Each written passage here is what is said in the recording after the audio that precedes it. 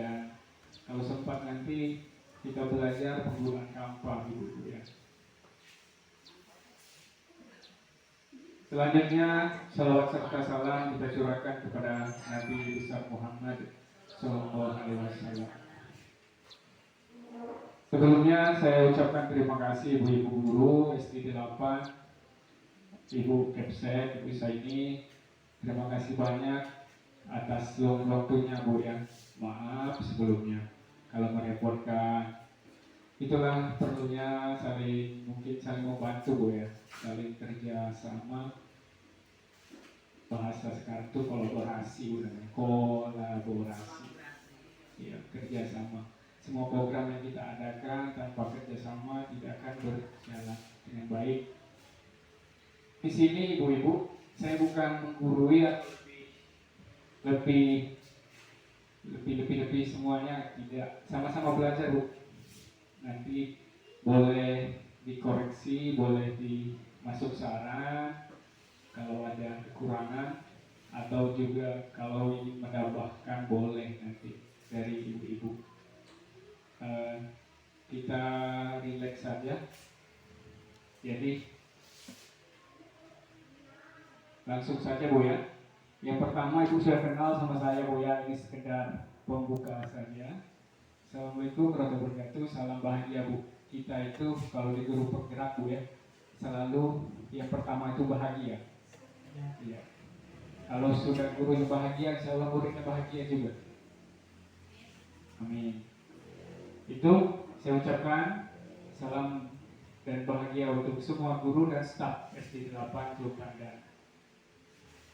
Selanjutnya yang pertama Bu, materi kita nih ada pemikiran Ki Hajar Dewantara, pemikiran tentang pendidikan pengajaran. Kurikulum Merdeka itu awal mulanya dari pemikiran Bapak Ki Hajar Dewantara. Nanti selanjutnya alur materi kita ada nilai dan peran guru penggerak di sekolah. Dan ketiga nanti ada visi yang waktu kita sudah buat. Dan keempat itu budaya positif. Budaya positif itu ada keyakinan kelas dan sebagainya. Nanti kita bahas satu-satu Ibu-Ibu ya. Yang pertama ada pemikiran KHD. Menurut pemikiran KHD Ibu-Ibu, pendidikan dan pengajaran adalah tempat persemaian benih-benih atau tumbuhnya nilai kemanusiaan untuk diwariskan atau meneruskan budaya bangsa. Pendidikan juga bukan hanya tempat pengajaran yang mendapatkan nilai tinggi atau pengetahuan tertentu saja, tapi tempat pengajaran semua aspek dalam kehidupan kita. Pendidikan juga yaitu menuntut segala kodrat yang dimiliki pada anak agar mereka diterima dari masyarakat, kembali lagi ke masyarakat. Nah, budi pekerti juga ada hubungan Bu, menurut Bapak Ki Hajar Dewantara, berhubungan erat dengan pendidikan anak, di mana keluarga itu tempat paling utama pembentukan karakter anak.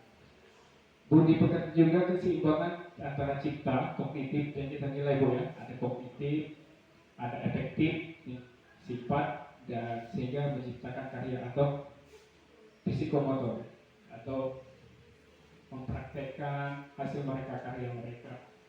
Jadi menurut Bapak PhD itu, makanya kita kenal semboyannya Tuturi Handayani, Ingas So Sungtudo, Ingmario Manu Kasu. Nah, dari semua itu makalah disimpulkan bisa nilai-nilainya terbentuk nilai profil pelajar Pancasila. Satu, beriman kepada Tuhan Yang Maha Esa, bertakwa dan berakhlak mulia. Mandiri, bernalar kritis. Bernalar kritis ini ya kita meningkatkan kritis pada anak. Kebinekaan global, menerima perbedaan yang ada. Bergotong royong sudah kita laksanakan, dan kreatif itu antara guru dan murid ya kreatif, diusahakan kreatif, itu nilainya.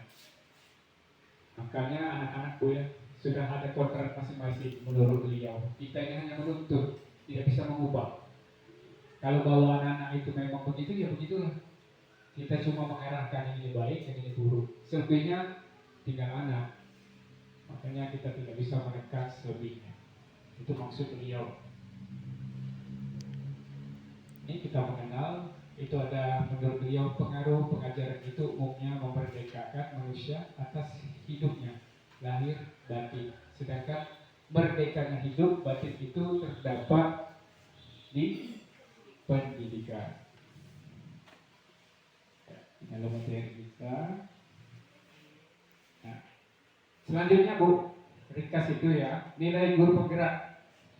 Cukup saya memberitahu ibu-ibu, kalau untuk kata selanjutnya, kalau ibu-ibu pengen jadi penggerak, ini berpihak pada murid, berpusat pada murid.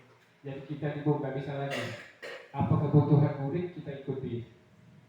Kita ini harus disuruh apa ya, semua serba bisa. Makanya pembelajaran berpihak pada murid, dua reflektif. Reflektif itu Bu, kita sebulan sekali atau 3 bulan sekali kita reflektif, itu mengoreksi diri. Apa ajaran kita, apakah sudah sampai kemana, apa kekurangan, apa kelebihan kita dalam mengajar, itu kita lakukan. Mandiri sudah cukup dikenal, terus kolaboratif, kerjasama ya. Inovatif itu ya inovasi. Kita mengenai hal-hal yang baru yang sudah ada tapi kita kembangkan lagi. Terus ada perannya itu ada satu, menjadi pemimpin pembelajaran. Mungkin hari ini sudah saya terapkan pemimpin pembelajaran, menggerakkan komunitas. Mungkin sudah juga hari ini kita belajar komunitas, coach bagi guru lain, mungkin melatih guru-guru lain, ya mungkin biar sedikit ada. Terus kolaborasi, kerjasama, mewujudkan kepemimpinan murid, itu untuk di kelas.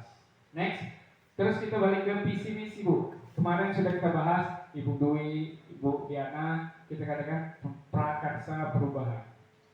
Itu mengembangkan inovasi pembelajaran yang berpihak pada murid. Itu prakarsa saya Bu. Boleh Ibu yang lain-lain boleh. Itu yang saya bikin di guru penggerak. Visi sekolah kita ini Bu ya, kita sepakati kemarin ya, mewujudkan sekolah yang berkualitas dan dipercaya masyarakat berdasarkan impact dan impact. Jadi pas kita logo karya Bu ditanya itu, mewujudkan sekolah itu tidak fokus kepada murid, dibilang mereka begitu. Karena sekolah itu cakupannya luas.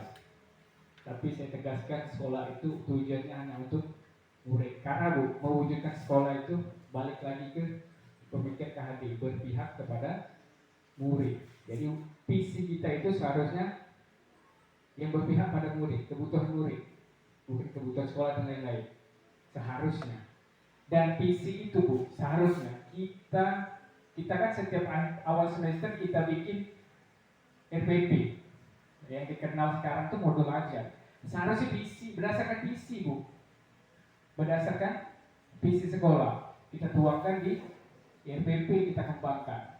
Makanya di RPP itu ada salah satu mengandung nilai visi sekolah kita. Berarti di dalam RPP kita muatkan ada impactnya dan impactnya. Insya Allah kita sudah melaksanakan. Karena zuhur, sholat berjemaah, impact itu kadang-kadang kita pakai media, pakai fokus, vektor, sudah teknologi itu. Dan juga pakai sumber HP juga bisa. Nah yang paling penting intinya ini cuma budaya positif.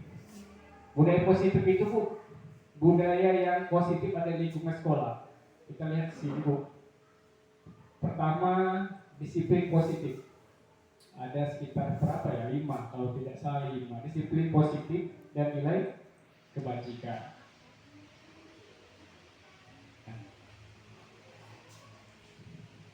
Di sini ada pengalaman saya Bu, berpasangan, kepalkan tangan, jaga yang berharga. Berpasangan, kepalkan tangan, jaga yang berharga. Maksudnya seperti ini Bu. Nah, ibu-ibu Anda dan teman Anda akan melakukan kegiatan cobalah buka Anda tangan. Tugas Anda adalah mengepalkan salah satu tangan dan coba Anda bayangkan di dalam tangan itu ibu-ibu menyimpan suatu barang berharga yang tidak boleh dibuka oleh siapapun. Nah, terus kemudian Anda perlu menjaga benda tersebut sekuat tenaga Anda karena begitu pentingnya untuk kehidupan Anda. Tugas teman yang satunya, Bu, tugas B, mencoba dengan segala cara untuk membuka kepala tangan tadi gimana? Entah itu dipaksa, entah itu dengan ucapan, boleh merayu, boleh mengkritik, menggoda, gitu. Boleh semua, Bu. Coba kan lakukan kita buka di atas tangan B secara berganti masuk A dan B. Satu, apakah Anda atau B membuka kepala tangan Anda? Mengapa? Apa alasan Anda atau membuka kepala tangan Anda? Dua, apakah Anda atau B menutup kepala tangan Anda? Mengapa? Apa alasan Anda atau B tetap menutup kepala tangan? Tiga, dalam kegiatan ini sesungguhnya siapa yang memegang kendali, kontrol untuk membuka atau menutup kepala tangan? Mari ibu-ibu kita praktekkan, Bu. Sebentar saja. Sekarang begini, ibu bayangkan satu dalam kepala itu membayangkan sesuatu yang berharga yang tidak boleh diketahui, yang tidak boleh diketahui teman Anda samping. Dan teman satunya itu pegang, usahakan dibuka sekuatnya. Iya. Ya.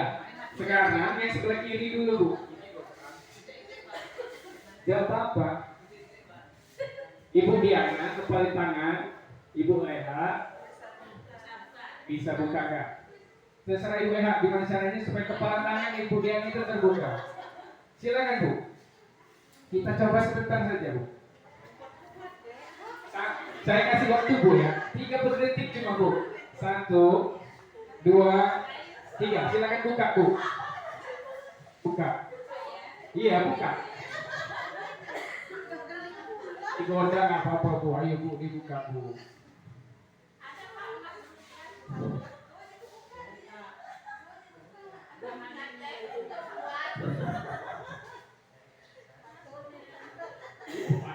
Semangat buah. Iya.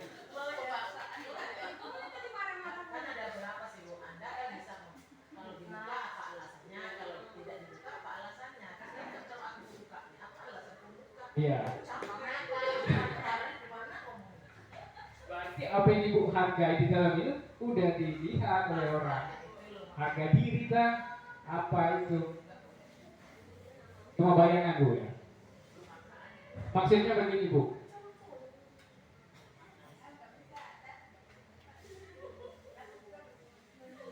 Iya.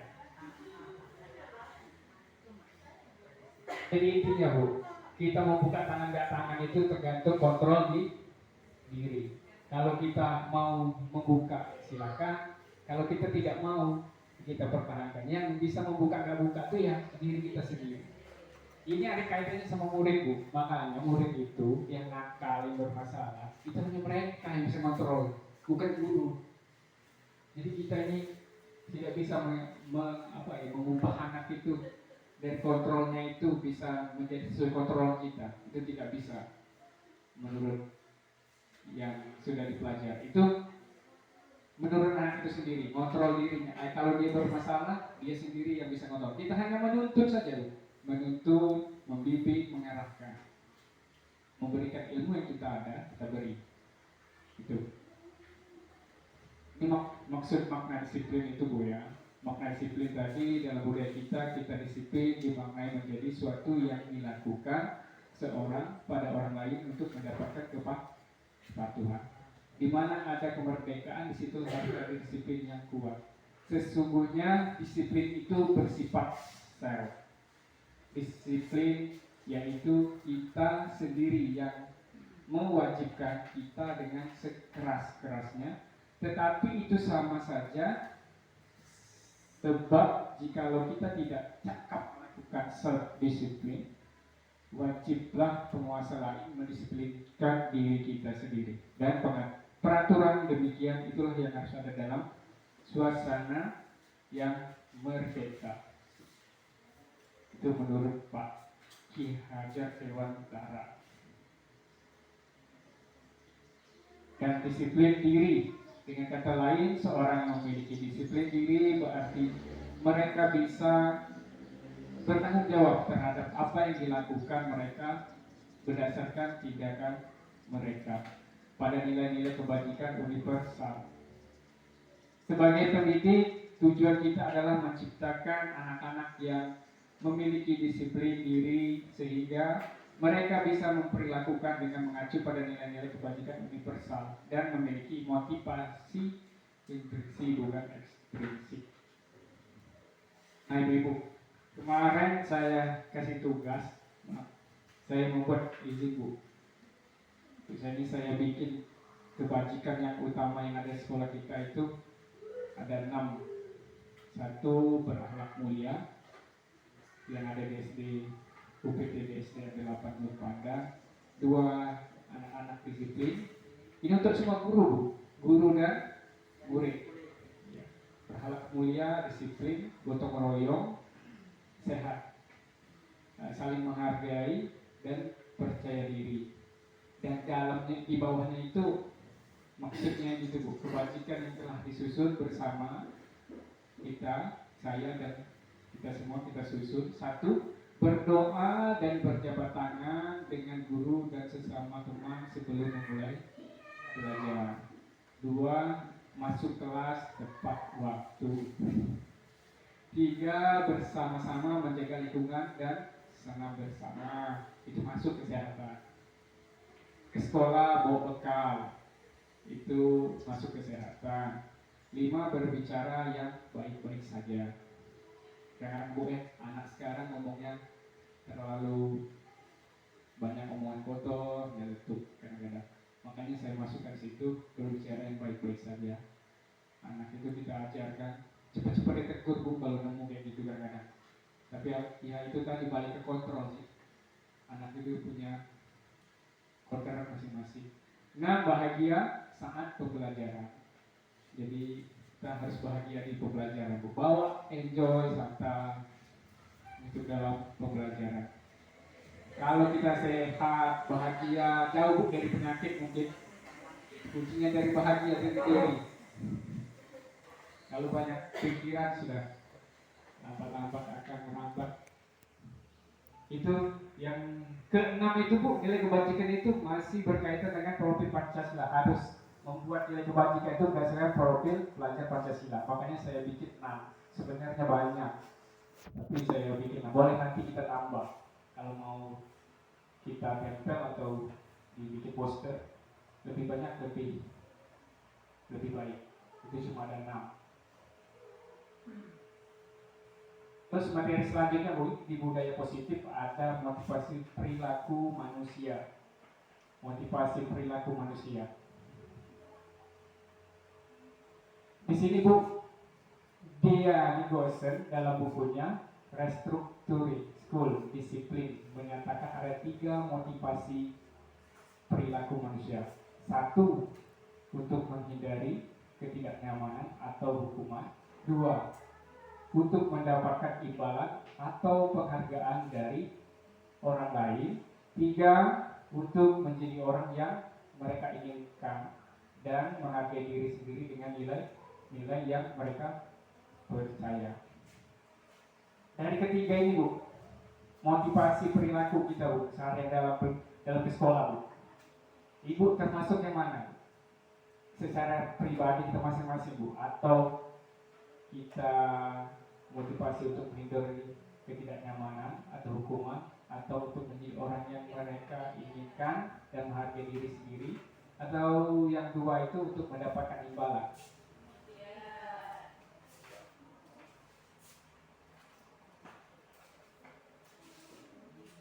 Tiga. Oke. Boleh bu, boleh terserah. Ini sobek nanti ditempel. Ini buat ibu pilih antara 3 itu yang mana, ditulis 1.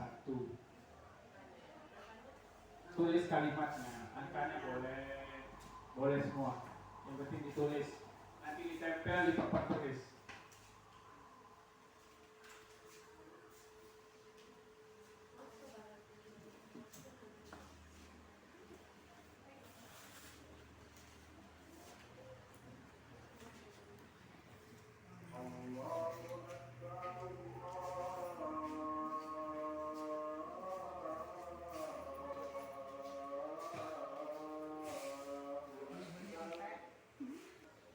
Tes. Bu, kalau sudah silakan ibu tempel di sini, Bu. Di sini aja. Tempel sendiri, Bu Denasnya, tempel ini. Kamu hamil ya? Tulis nama, Bu ya. Nggak ditulis ya? Tulis, Bu. Iya, ditulis ya. Ya di atas ya nama. Ya. Nanti yang saya foto, tetap dimasukkan hasilnya.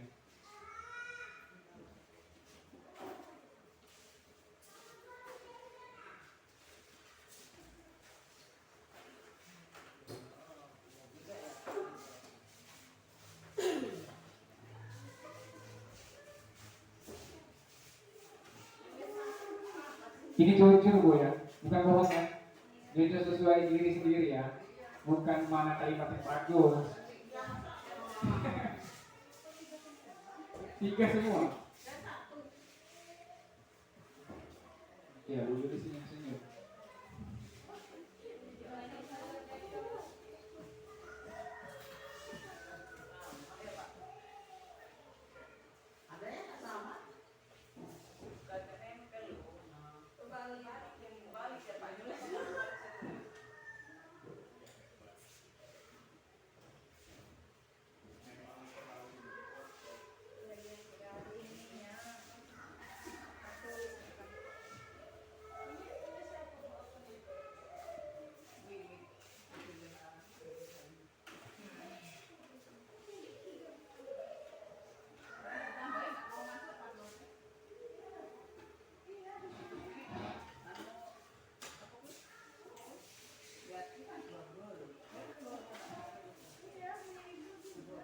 Baik, Bu, ini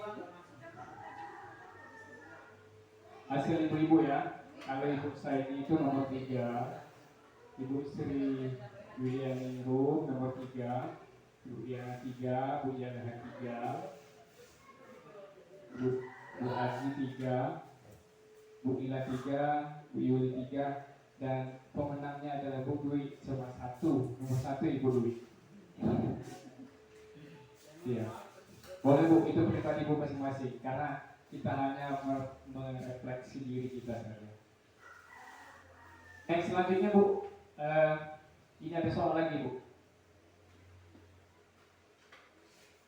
Ini soalnya sebagai seorang guru, saat Anda hadir mengajar di kelas tepat waktu, motivasi apakah yang mendasari tindakan Anda? Apakah Anda datang tepat waktu karena tidak ingin ditegur oleh kepala sekolah atau atasan, kemudian mendapat surat peringatan, menghindar ketidaknyamanan atau hukuman, atau Anda ingin mendapatkan pujian dari atasan Anda dan mendapat penghargaan sebagai karyawan atau guru yang berprestasi, mendapatkan imbalan atau penghargaan dari orang lain.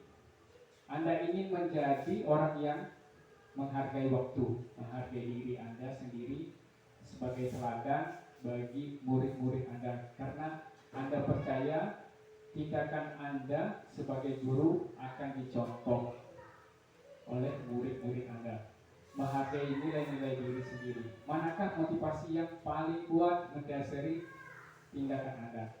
Atau apakah kombinasi dari 2 motivasi atau bahkan 3-tiganya? Boleh 1, boleh 2, boleh 3. Kalau Anda, kita sehari-hari, Bu, apa mau takut ditegur oleh kepala sekolah atau membawa diri sendiri, silakan tuliskan 1 atau 2, boleh 3, Bu. Kayak seperti tadi, cuma beda soal saja. Itu dari tadi diri Ibu sendiri, sekarang menurut yang ada ini Menurut Ibu yang mana?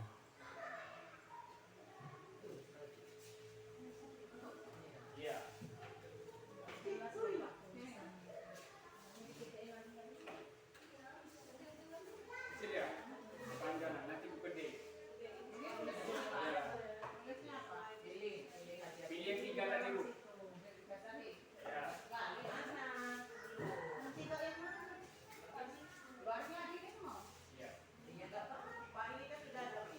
Itu soalnya kan satu misalkan. Kasih nomornya aja dong. Ya.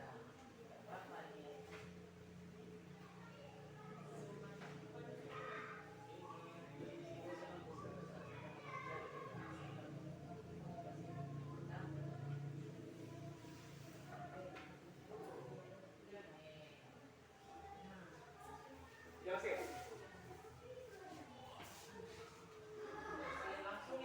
Iya, tulis saja 1, 2, 3. Angka aja Bu, nggak usah kalimat. Ya. Kalimat ini dari sini lagi Bu. Iya, yang dari situ tadi. Ya. Ada 3 kan? Boleh 3. Langsung milih 3 ya? Iya. Iya. Langsung aja nomor ya. Iya. Kasih nama lagi. Iya.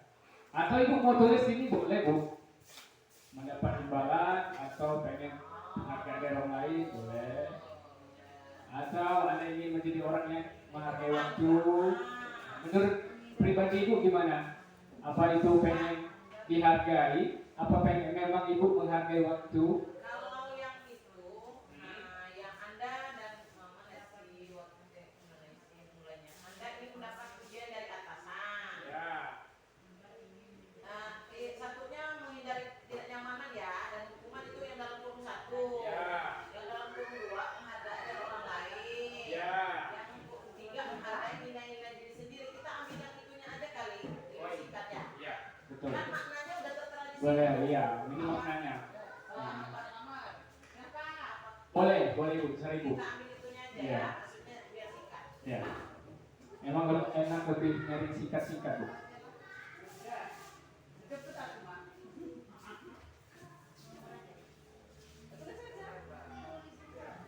Dalam kurung itu loh Bu, itu udah penjelasannya yang panjangnya itu.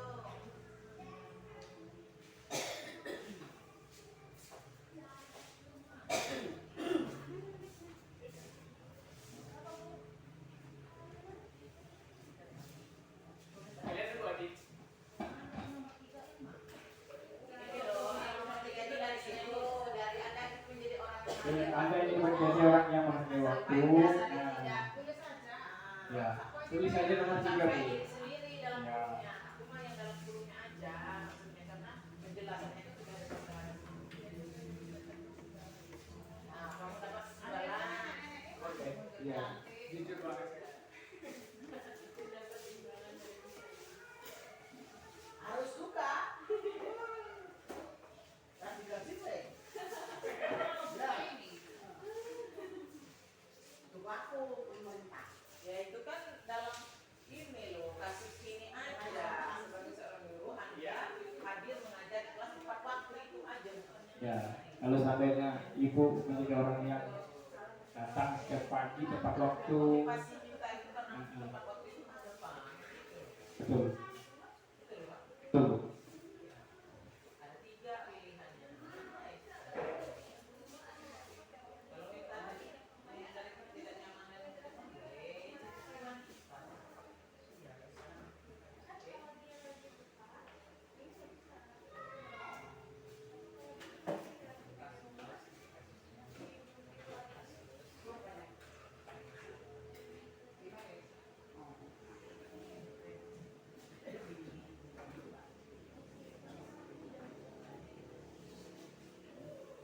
Baik, sudah.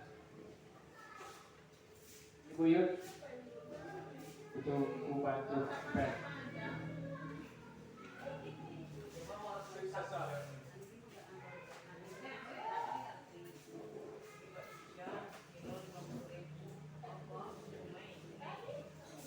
Ya.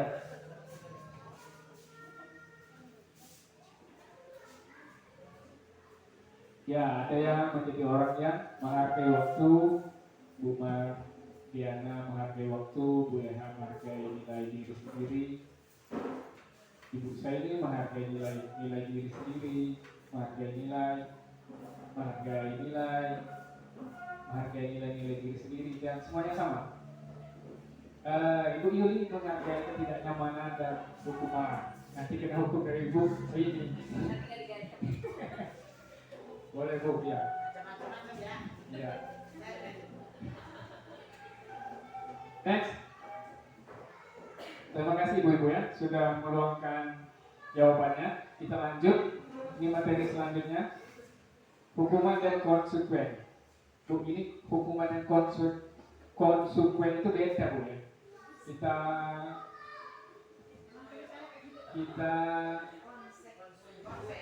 ya.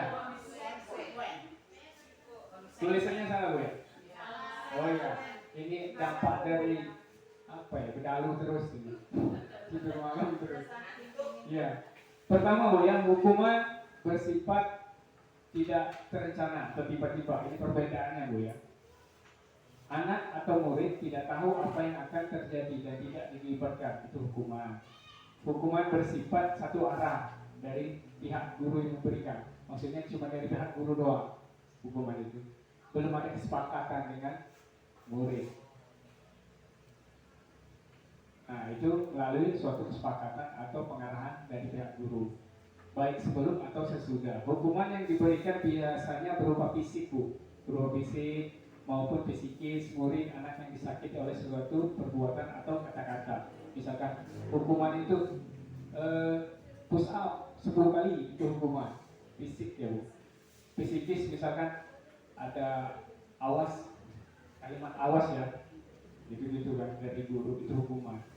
Kalau konsekuen, sementara disiplin dalam bentuk konsekuensi sudah terencana atau sudah disepakati, sudah dibahas dan disetujui oleh murid dan guru. Umumnya bentuk-bentuk konsekuensi dibuat oleh pihak guru atau pihak sekolah.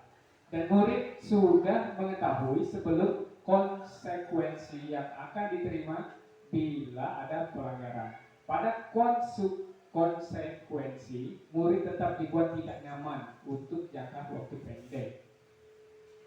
Konsekuensi biasanya diberikan berdasarkan suatu data yang umumnya dapat diukur. Misalkan setelah 3 kali tugas yang tidak diselesaikan pada batas waktu yang diberikan, murid melakukan kegiatan di luar kegiatan pembelajaran, misalkan mengobrol, maka murid tersebut akan kehilangan waktu bermain. Sebagai konsekuensinya, kalau dia ngobrol di dalam kelas, kita kasih konsekuensinya kehilangan waktu bermain, tidak ada, misalkan jam istirahatnya berkurang dibandingkan yang lain, dan harus menyelesaikan tugas karena ketertinggalan.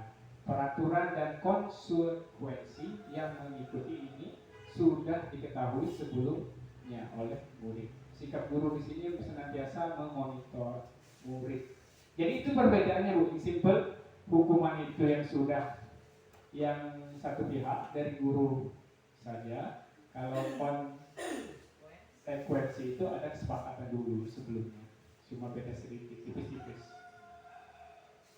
Nih, ini ada pertanyaan Bu, sebagai ngantuk Bu ya. Hukuman atau konsekuensi? Mencatat 100 kali di dalam buku kalimat, saya tidak akan terlambat lagi karena terlambat ke sekolah. Nah, menurut Ibu itu sanksi atau hukuman?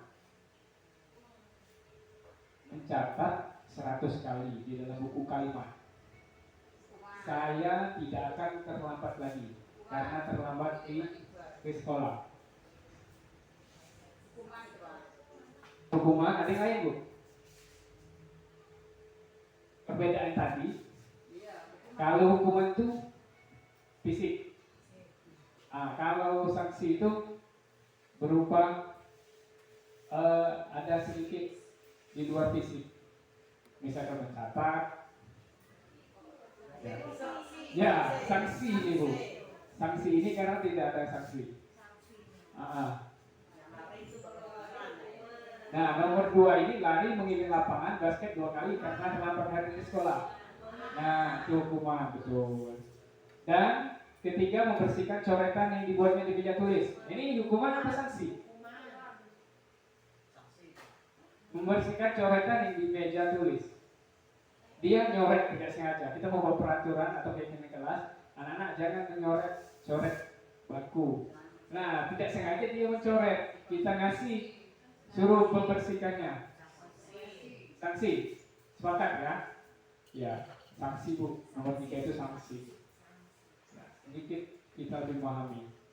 Kalau yang nomor 4 Bu, murid diminta untuk push up 15 kali karena tidak menggunakan masker ke sekolah.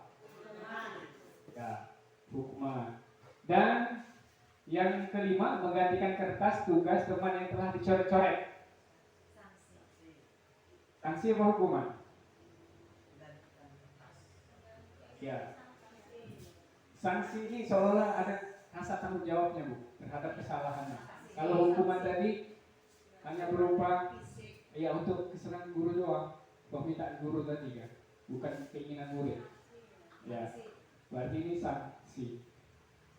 Dan yang terakhir, berjemur di lapangan basket jam 12 siang karena mengobrol dengan teman.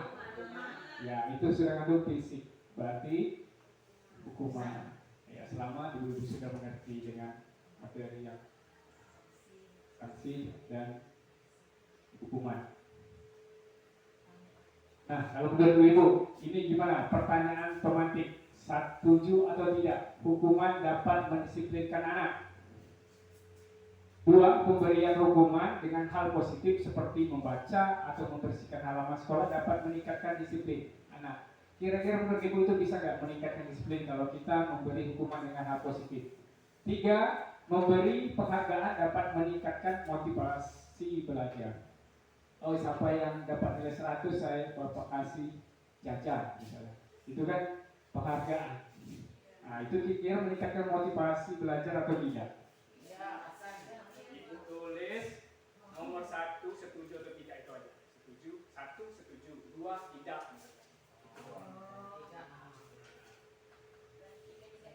Ya, kita habisin ini. Ah iya, kalau tak habis.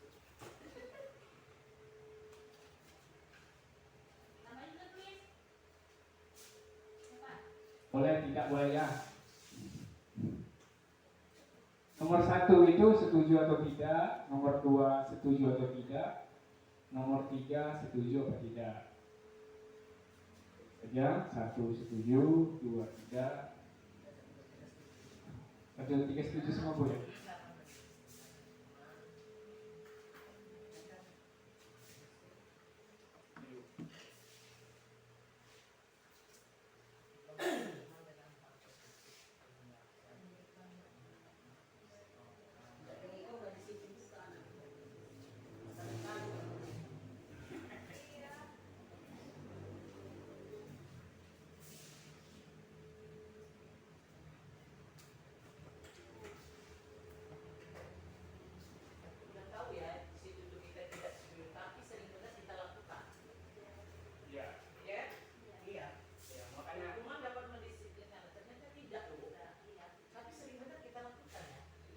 Betul.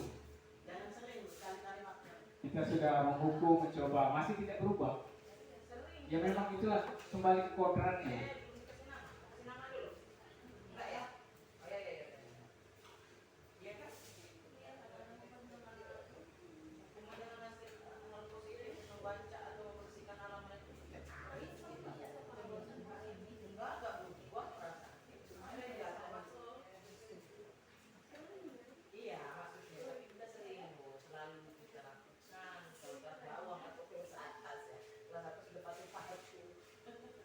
Apa yang belum? Oh. Setuju ya. Semuanya hampir setuju. 1, 2, 3. 1, 2, 3. Ini yang tidak ada nama ini ada tidak, setuju. Dan tidak ada namanya setuju, tidak setuju. Nomor 1 tidak, nomor 2, 3 setuju. Nomor 1 setuju, nomor 2 tidak. Dan ini tidak setuju.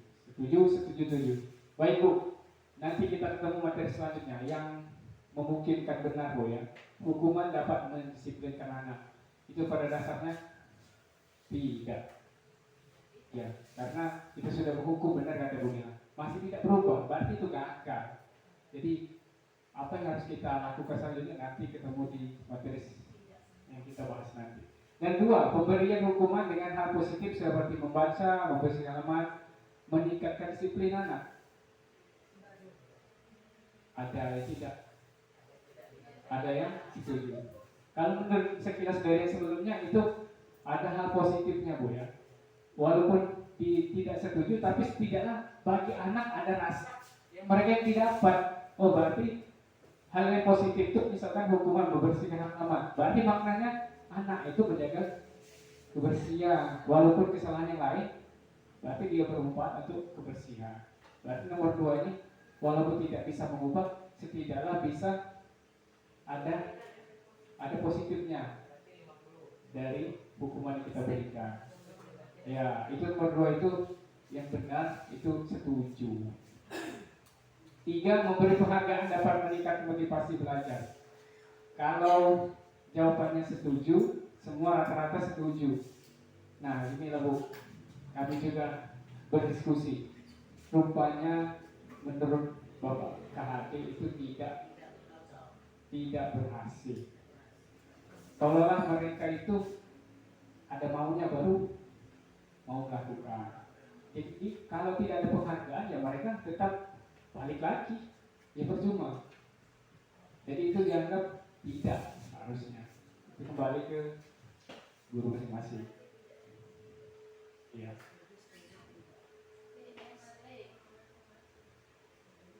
Keyakinan kelas. Nah kita kembali ke keyakinan kelas Bu. Ini hampir selesai Bu, 2 materi lagi. Keyakinan kelas Bu. Kita kembali ke keyakinan kelas.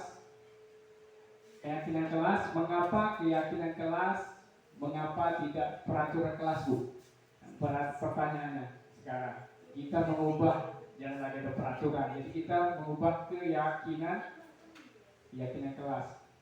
Jawablah pertanyaan-pertanyaan berikut. Mengapa kita memiliki peraturan tentang penggunaan helm pada saat mengendarai kendaraan roda 2? Kemungkinan jawabannya adalah untuk keselamatan. Dan pertanyaan kedua, mengapa kita memiliki peraturan tentang penggunaan masker dan mencuci tangan setiap saat? Jawabannya untuk kesehatan dan keselamatan diri kita sendiri. Jadi 1 dan 2 itu sama-sama keselamatan. Nah, nilai-nilai keselamatan atau kesehatan inilah yang kita sebut sebagai suatu keyakinan. Jadi keyakinan kelas itu nilainya keselamatan diri anak, diri murid. Nah, yaitu nilai-nilai kebajikan universal yang disepakati secara tersirat dan tersurat, lepas dari latar belakang suku, negara, bahasa maupun agama. Seperti yang sudah disampaikan sebelum pembelajaran. Tentang nilai-nilai kebajikan bahwa menekankan pada keyakinan seseorang akan lebih memotivasi seseorang dari dalam. Seorang akan lebih tergerak dan bersemangat untuk menjalankan keyakinan daripada hanya sekedar mengikuti serangkaian peraturan tertulis tanpa makna.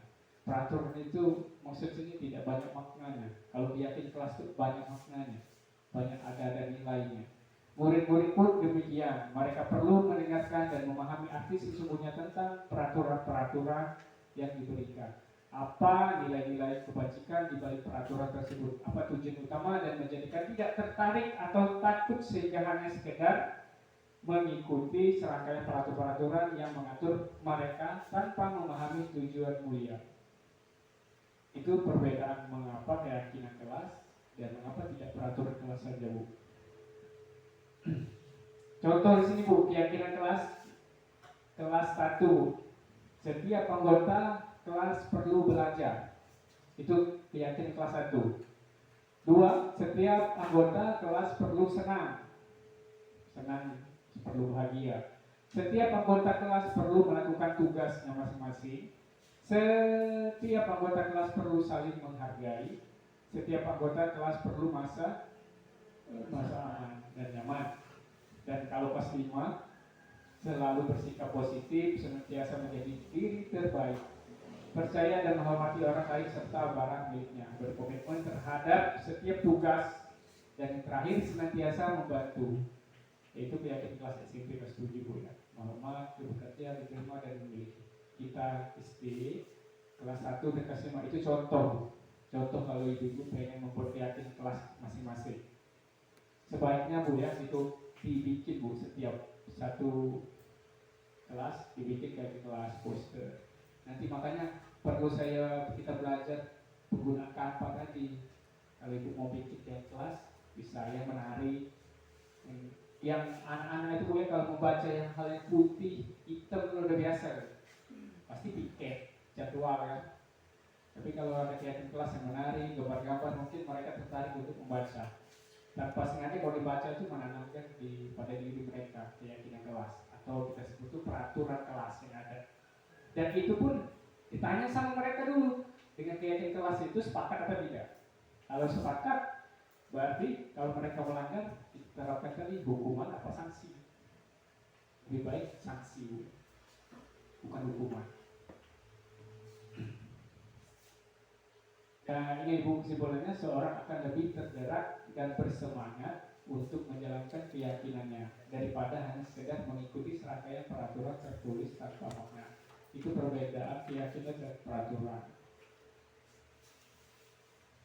Ini pembentukan keyakinan kelas Bu ya, sekolah. Satu, keyakinan kelas bersifat lebih abstrak daripada peraturan lebih rinci dan konkret. Dua, keyakinan kelas berupa pernyataan-pernyataan universal. Pernyataan keyakinan kelas senantiasa dibuat dalam bentuk positif. Keyakinan kelas hendaknya tidak terlalu banyak sehingga mudah diingat dan dipahami oleh semua keluarga kelas. Keyakinan kelas sebaiknya suatu yang dapat diterapkan di lingkungan tersebut. Semua warga kelas hendaknya ikut berkontribusi dalam pembuatan keyakinan kelas lewat kegiatan curah pendapat. Bersedia menjauh kembali keyakinan kelas dari waktu ke waktu.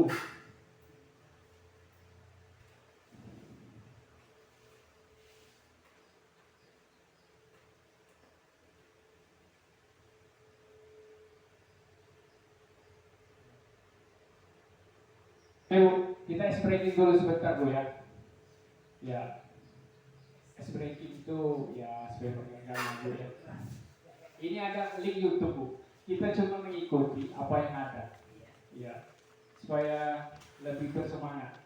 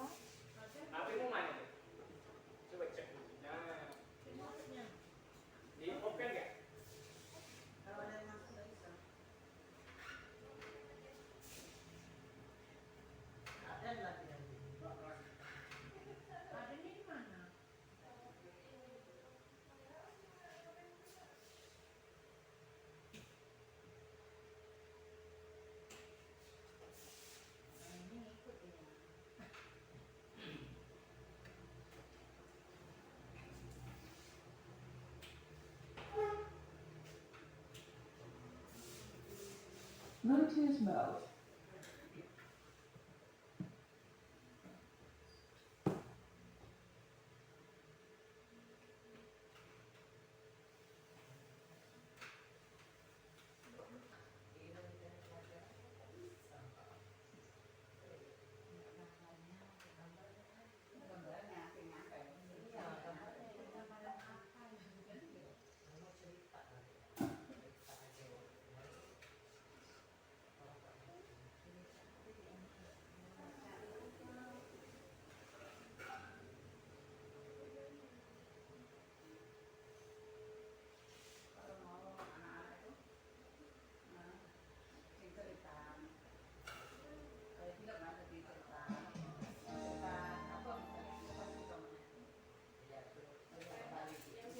Ayo Bu, kita berdiri Bu.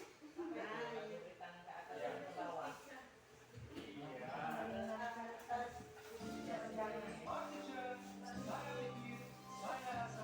Saya bisa. Tangan ke atas menggapai bintang, tangan ke samping burung yang terbang, tangan ke depan ikan berenang, tunjuk yang rapi siap berdoa. Takut-takutan, tangan diputar. Gulung-gulung, tangan digulung.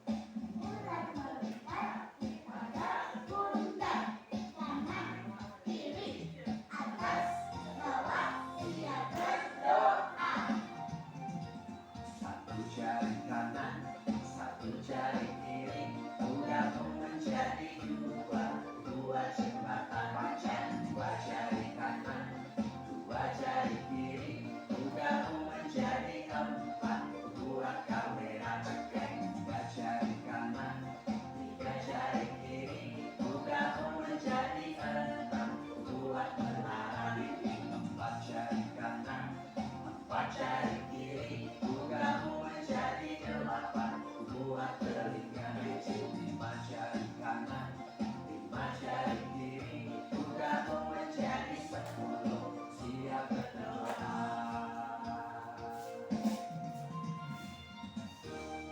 Ayah kuda dan sahabat guru kreatif. Sudah, Belum. saya bisa, saya rasa. Apakah itu Pak? Saya mana sih kayak gitu loh, ada di apanya, ada. Saya bisa, saya rasa. Tadi sebelumnya itu loh, pembukanya itu. Yang ini aspek yang baru katanya. Bukan ini Bu.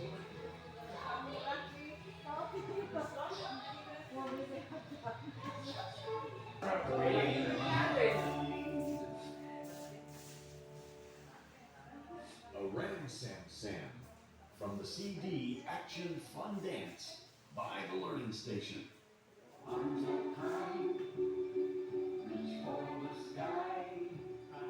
Let's sing along to the silly, silly Ram Sam song. Ram Sam Sam, Ram Sam Sam, Ram Sam Sam, Ram Sam Sam.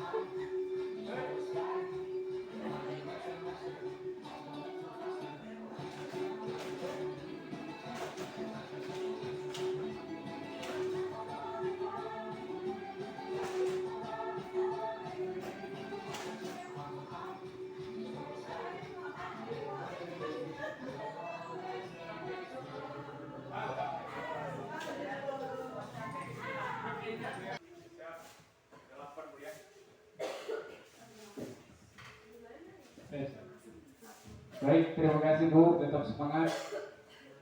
Ya, aku berkeringat Bu.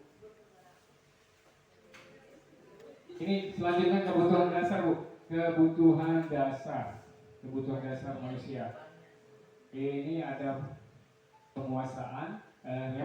Yang pertama itu bertahan hidup Bu, bertahan hidup, kasih sayang dan rasa diterima.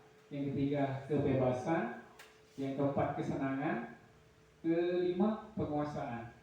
Itu pengertiannya. Yang pertama bertahan hidup itu maksudnya kebutuhan yang bersifat fisiologis untuk bertahan hidup, misalnya kesehatan, rumah, makanan, itu bertahan hidup.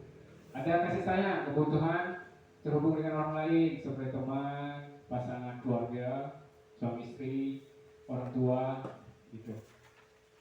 Terus yang ketiga itu kebutuhan kebebasan untuk itu udah suka mencoba-coba atau tidak terlalu terpengaruh orang lain dan senang mencoba hal baru atau menarik. Itu kebebasan. Dan yang keempat kebutuhan kesenangan. Mereka suka bermain dan suka mengoleksi barang. Ini untuk anak-anak juga Bu ya. Bahkan saat mereka bertingkah laku buruk, mereka masih terlihat lucu untuk anak-anak. Terus penguasaan, kebutuhan penguasaan ini meliputi keinginan untuk dianggap berharga, bisa membuat perbedaan, bisa membuat pencapaian. Anak-anak dia menunjukkan yang dia bisa. Jadi apa yang dikuasainya, penguasaan untuk anak-anak. Dan ini soal Bu ya. Soalnya ada 3 cuma Bu. Bimo seorang anak TK B selalu berlari keluar kelas menuju jalan raya di depan sekolahnya yang ramai dan kendaraan. Tingkahnya membuat guru Bu Ani bingung dan seringkali lari mengejar anak tersebut. Ada beberapa kemungkinan jawaban yang diberikan Bimo. Identitas kebutuhan yang ingin dipenuhi oleh Bimo jika respon Bimo seperti di kolom sebelah kiri, sebelah yang bawah ini Bu ya. Aku senang main kejar-kejaran dengan guru seru.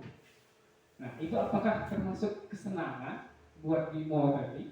Apa cinta kasih sayang, penguasaan, atau kebebasan? Kalau menurut Ibu, anak itu sering keluar pagar. Bu Ani ini sering bingung, seringkali lari ngejar dan nanti ditabrak. Nah, terus Bimonya ngomong sama ibunya, Ibu, aku senang main kejar-kejaran dengan guru. Seru. Itu kesenangan, cinta kasih sayang, apa penguasaan, kebebasan Ibu? Kebebasan gue. Karena ada kalimat seru, aku senang main kejar-kejaran dengan ibu guru. Karena seru. Ya, kita bingung Bu antara kesenangan dan kebebasan. Ya, itu sebenarnya kebebasan buat anak. Anaknya belum ngerti apa-apa, jadi pengen bebas, mencoba hal baru. Terus ini Bu, soal selanjutnya. 3 seorang anak kelas 2 SD, 3 SD, begitu tiba di rumah sepulang dari sekolah menangis dan mengadu pada ibunya bahwa dia benci pada Ibu Rani, gurunya. Menurut ibu guru bilang, aku tidak boleh bersenandung sewaktu mengerjakan tugas. Dikatanya kelas harus tenang, tidak ada suara, kan nggak seru jadinya. Nah itu menurut ibu-ibu apakah kesenangan, cinta kasih sayang, penguasaan atau kebebasan? Ibu guru bilang, aku tidak boleh bersenandung sewaktu mengerjakan tugas. Katanya kelas harus tenang, tidak ada suara, kan nggak seru jadinya. Seolah dia itu nyanyi, Bu. Nyanyi itu kesenangan atau kebebasan dia? Tidak seru kan? Kesenangan.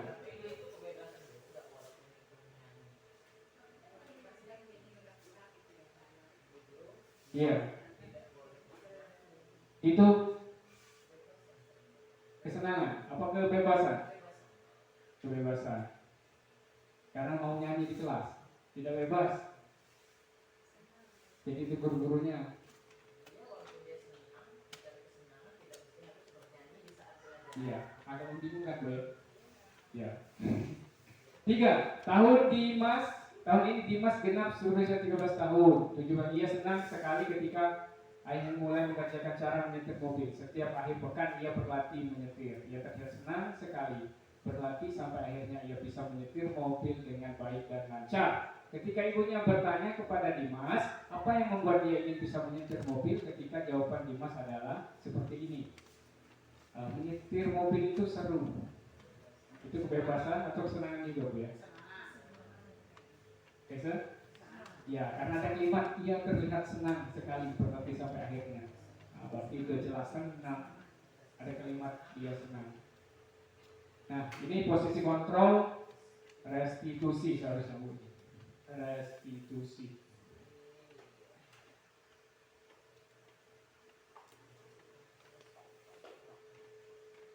Kalimat posisi kontrol.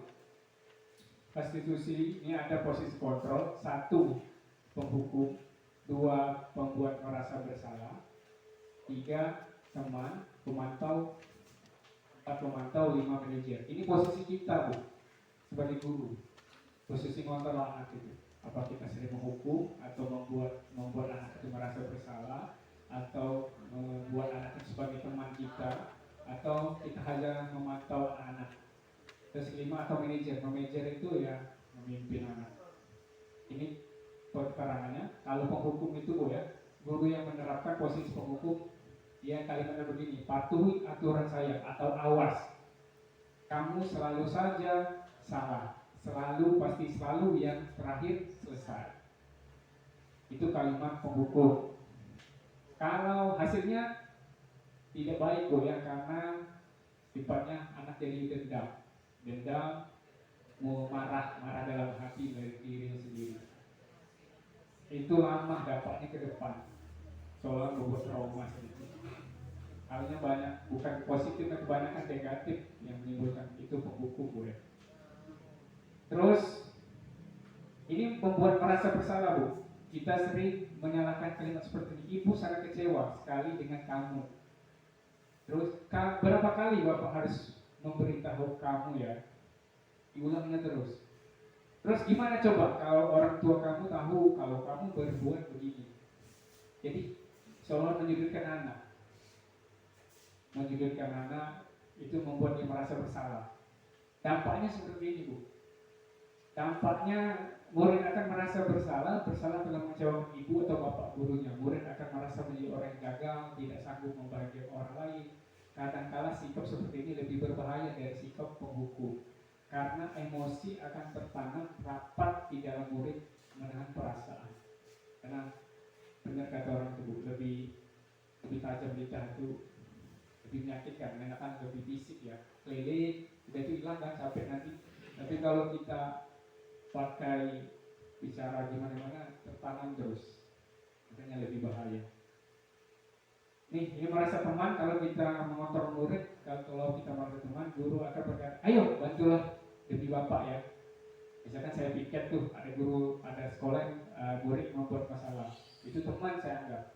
Saya gak enak nanti dibalik kepala sekolah kalau saya tidak menghukum kamu. Jadi ada rasa gak enaknya. Ini teman. Ayo ingat, tidak bantuan bapak selama ini. Ya sudahlah, kali ini tidak apa-apa. Nanti ibu bantu bereskan. Ini kurang baik Bu, karena kita membantu anak. Ini terjadi biasanya anak SMA, di sekolah SMA, SMP. Kalau kita insya Allah gak ada ya. Ini hasilnya Bu, tidak baik juga, karena dampak positif hanya saja di sisi negatif, murid menjadi tergantung pada guru, ketergantungan. Nggak apa-apa, guru itu membantu ya. Jadi dia tidak bisa mandiri ke depan. Ini pemantau ini peraturan apa? Apa yang telah kamu lakukan? Ini pemantau Bu. Tadi pemantau itu ada peraturan sekolah, ada anak murid yang melanggar, membuat salah. Jadi peraturan apa? Peraturannya apa yang telah kamu lakukan? Sanksi atau konsekuensi apa? Ini agak lebih tingkatnya lebih bagus Bu, daripada penghukum, membuat merasa bersalah dan teman. Ini tingkat lebih bagus pemantau. Karena guru itu menegakkan menurut aturan sekolah yang sudah disepakati tadi. Tapi ada posisi negatifnya Bu. Negatifnya itu guru tidak menunjukkan suatu emosi yang berlebihan, menjadi marah dan membuat merasa berbuat salah. Murid tetap dibuat tidak nyaman. Ada ketidaknyamanan dalam penerapan pemantauan.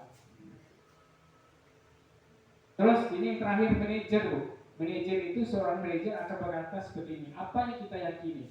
Kembali ke keyakinan kelas. Nah, itu fungsi keyakinan kelas tadi, Bu. Kalau sudah kita buat keyakinan kelas masing-masing, kita mengontrol mereka posisi manajer, buat keyakinan kelas. Apakah kamu meyakininya? Jika kamu meyakininya, apakah kamu bersedia memperbaikinya? Ini di video yang saya buat, Bu.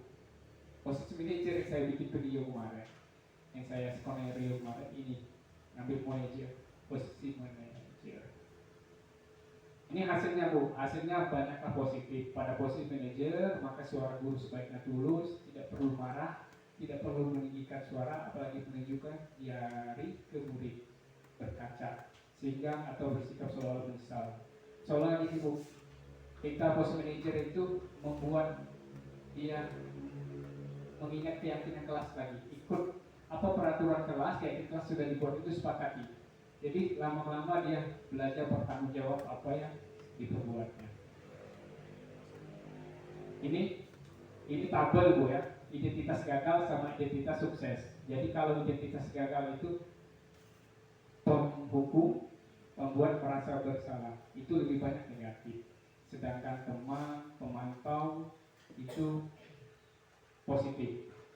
Nah, kalau manajer itu kita menyarankan membuat mereka mengontrol diri mereka sendiri. Lebih jelas tabel. Ini tugas lagi, Bu, tuliskan posisi Anda saat ini. Apakah Anda manajer, penghukum, atau membuat merasa bersalah setiap kita ngajar di kelas?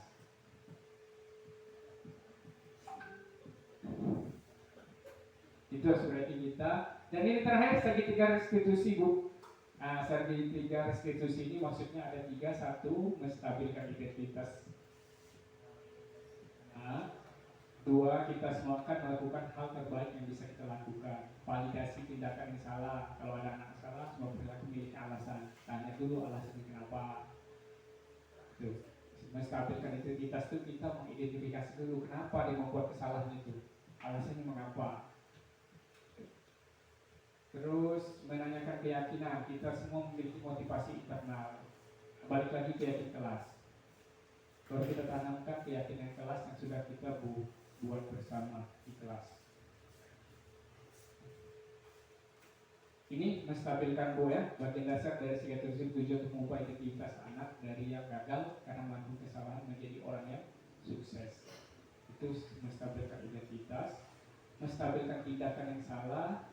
Setiap tindakan kita dilakukan dengan suatu tujuan, yaitu memenuhi kebutuhan dasar tadi. Kalau kita memahami kebutuhan dasar, apa yang mendasari sebuah tindakan, kita akan bisa menemukan cara paling efektif untuk memenuhi kebutuhan tersebut.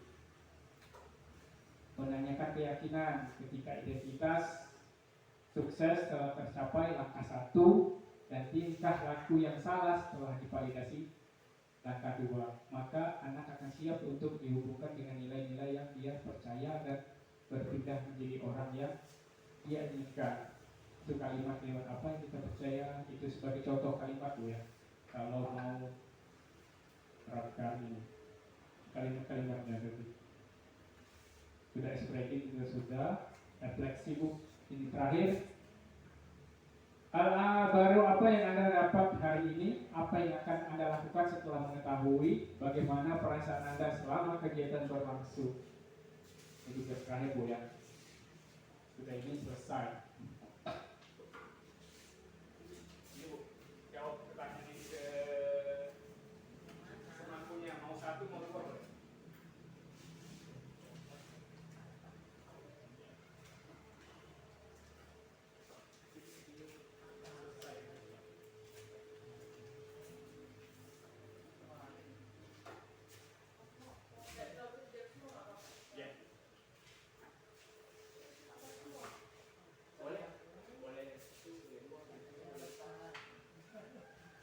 Apa yang Anda dapat hari ini?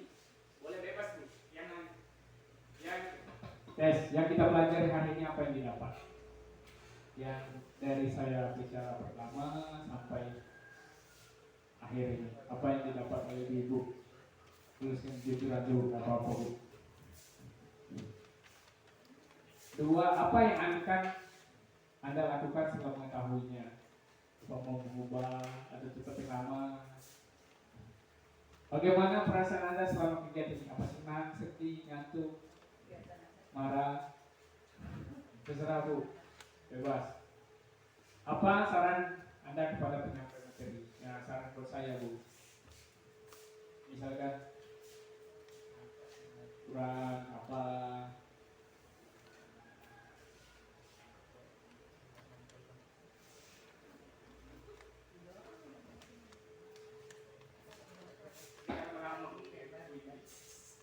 Satu dua tiga ya ininya itu ya, 1 2 3 4 gitu ya. Boleh 20 aja.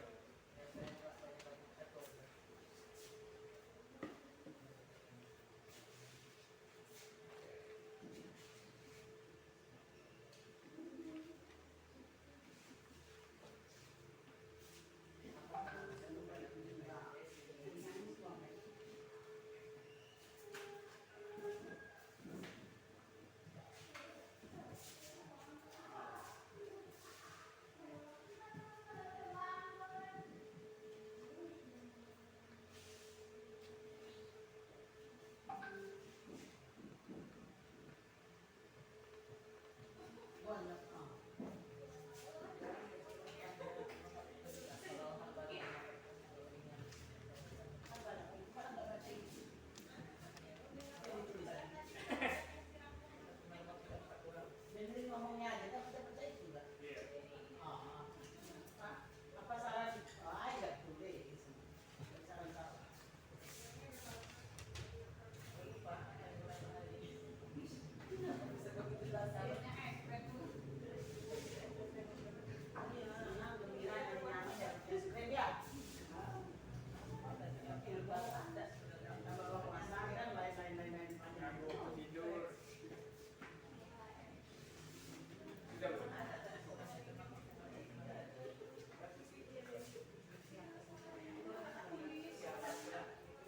Sarannya jangan buka BA. Dan kali jangan buka privasi.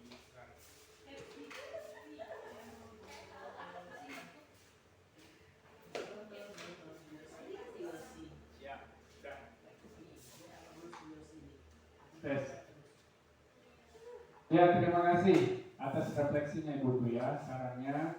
Semoga ke depan selalu memperbaiki diri, sama-sama mengoreksi diri masing-masing, sama-sama belajar. Dan terakhir, terima kasih. Semoga dapat ilmu yang bermanfaat dari presentasi ini. Semoga beruntung, banyak rezeki.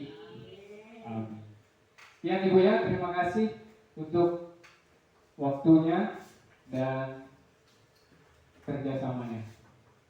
Saya akhiri, kita tutup dengan mengucap hamdalah. Alhamdulillahirabbil alamin.